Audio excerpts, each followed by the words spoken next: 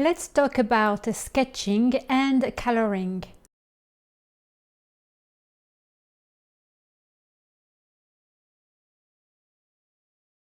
I would like to share with you today a few tricks of mine. I created this little sitting gnome cartoon character using only one brush. I used the same brush to sketch and color. Let me show you. I used the brush called Bristles Hairy. You should all have it. It comes with a KRITA 3 default resources bundle. If you don't see it, it's maybe because you didn't activate the bundle. To activate a bundle, go to Settings, click on Manage Resource Libraries, and here is the bundle we are interested in. Click on it to select it, click on the button Activate, and click on Close. Now you should all be able to find the brush. There is a trick to make this brush feel like a real-life pencil. First, change the brush blending mode from normal to multiply. Second, make sure that the pen pressure is turned on. It's very important. Now look what happens to the brush when using these settings. First, maybe let me increase the size for you to see what I'm doing. Now as you can see here, the more pressure I put on the pen, the darker the color. Also, just like a real-life pencil, if I keep brushing on the same spot, the strokes will get darker and darker. Alright, I'm going to decrease the size of my brush and keep working on the cartoon.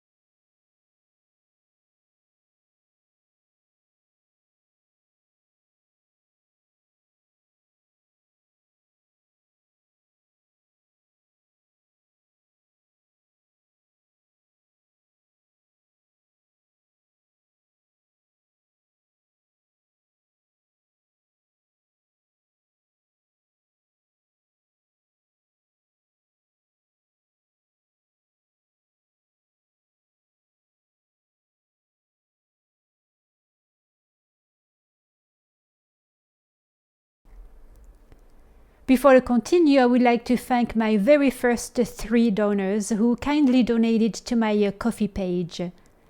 Thank you Mark, Young and Cosmos for your kind contributions. These will help me reach my goal.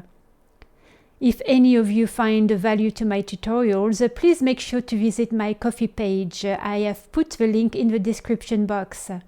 There you can tip me or buy some of my digital products. I have created the page to help me fund the channel and replace my old equipment. Also, very soon I will create membership tiers where I will add a bunch of free goodies, create one-on-one private tutorials, and add videos of behind the scenes. Alright, back to the video.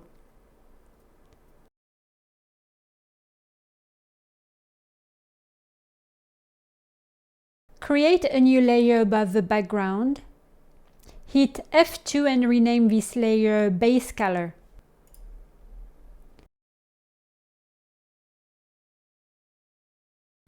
Click on the sketch layer to activate it. Grab the magic wand.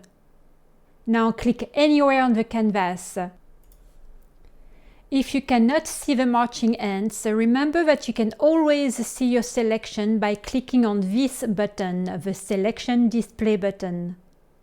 When you see pink, this means that the area was not selected. The transparent area, here the entire canvas, was selected. We want the gnome to be selected, not the canvas. So for this to happen, we are going to need to invert the selection. To do so, go to the Select tab, choose Invert Selection, and voila! The gnome is now transparent, meaning that he is selected, while the canvas is now pink, meaning that it is not selected. Alright, now that we are sure that the character is selected, we can turn off the selection display button. Back to the base color layer, click on it to activate it. In the color wheel, choose any color that you want. Now the only thing left to do is to fill the selection with your color, so hit Shift plus Backspace. Hit Ctrl Shift A to undo the selection. Create a new layer on the top. Holding the Shift key, click on the layer below. Now both layers are selected. Hit Ctrl plus G to create a group. Click again on that newly created layer and activate the alpha inheritance. This creates a clipping mask. Click F2 and rename the first layer Skin. Create a new layer above, activate the alpha inheritance and rename the layer Hat. Let's color the hat together and maybe choose a red color.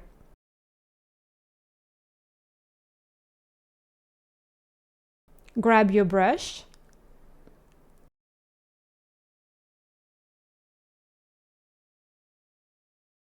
Don't forget to turn off the pen pressure and change the brush blending mode from multiply back to normal.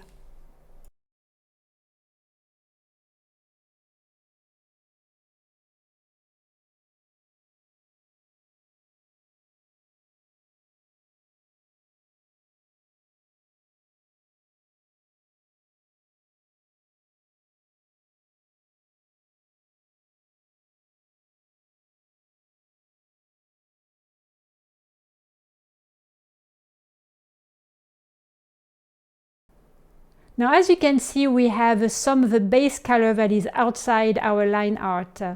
So get back to the base color and using the eraser, remove any excesses that you see. You may have to go all around your character and correct everything you see that is wrong.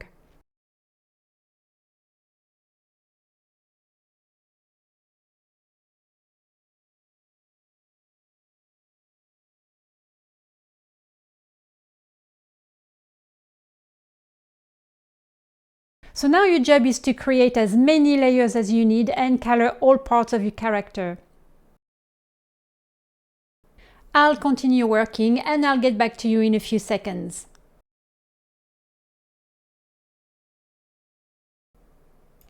Alright, I have finished coloring and I have created a total of 8 layers.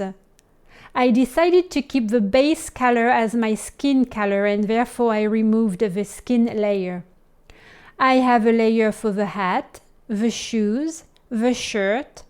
I have a layer for the hair, mustache and eyebrows, a layer for the beard, a layer for the eye and a layer for my white colors. Time to change the background color, so let's go to the background layer and unlock it. In the color wheel, choose a dark color and fill the background with it. Let's add some highlight and shadows. Add 2 new layers on the very top of the group. Name the first one H for highlights and name the second one S for shadows. Change the blending mode of the highlights layer to overlay and change the blending mode of the shadows layer to multiply. We're going to start by working with the highlights. Choose a light color that will go well with your character color scheme. For me, light blue will work very well. You may want to decrease the flow and opacity of your brush if you want. And now start adding highlights. Now don't forget to activate the alpha inheritance to both layers.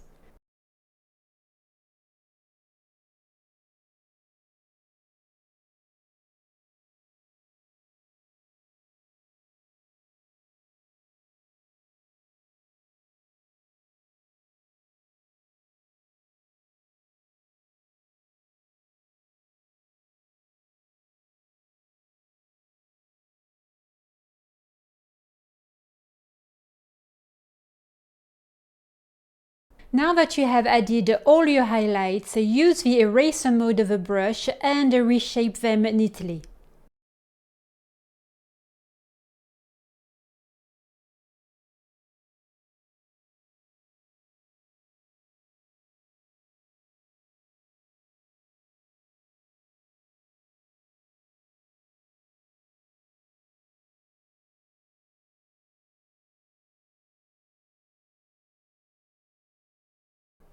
We are going to do the same with the shadows. Use a dark color that will go well with your project. Now add them in all the areas first, and then using the eraser mode of the brush, reshape them nicely.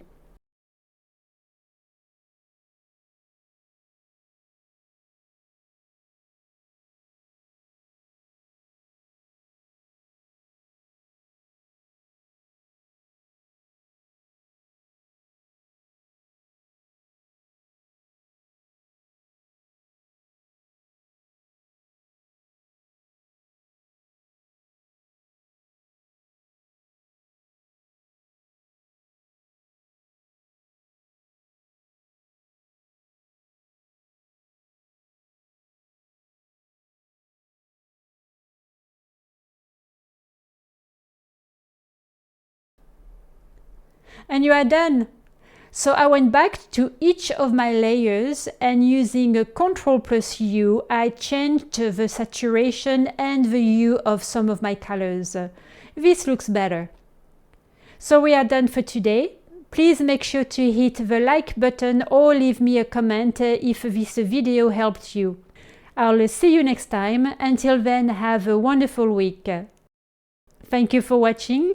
Au revoir et à bientôt.